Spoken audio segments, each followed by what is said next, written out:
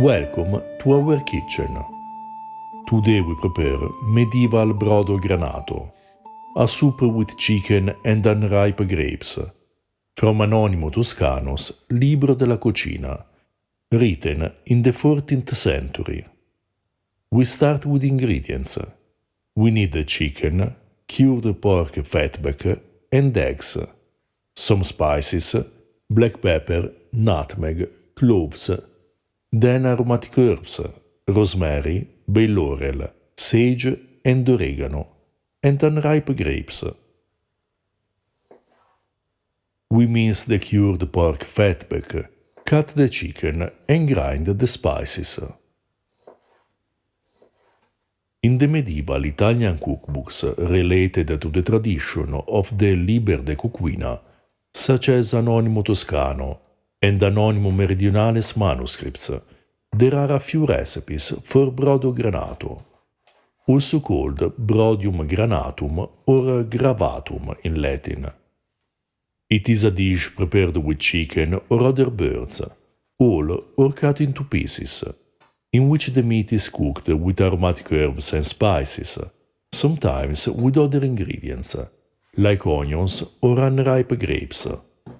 The main characteristic of this preparation is the addition of eggs beaten with a liquid to the broth, to obtain the typical texture of brodo granato.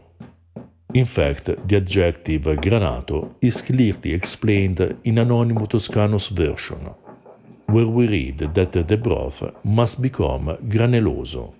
It must have a grainy consistency.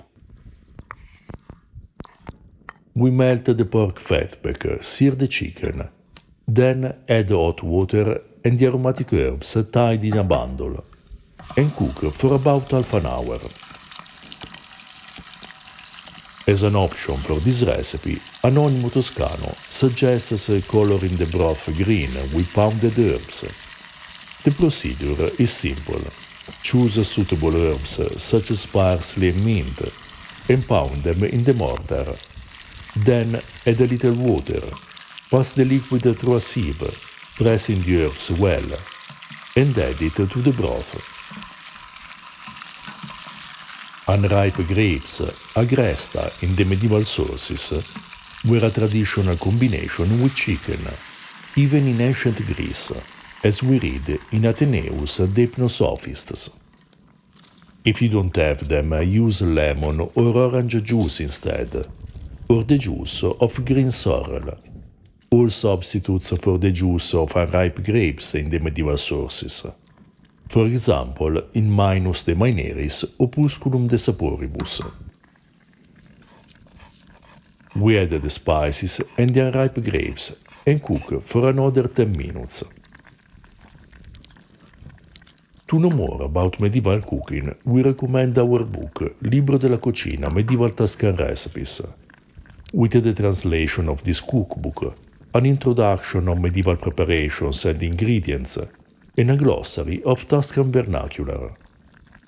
This cookbook is perfect to get started with medieval cuisine, since the recipes are generally simple to prepare, and the ingredients are common and easy to find. In addition, this source provides several variations for the recipes, allowing us to do exciting experiments with the preparations to find an authentic way to enjoy the great culinary tradition of the Italian Middle Ages. Another book that we recommend is Registrum Coquina Medieval Cookbook. On Patreon you find articles and other translations, such as the Opusculum de Saporibus, Liber de Cucina, and many others. Meanwhile, we beat an egg with a bit of cold water and a ladle of broth.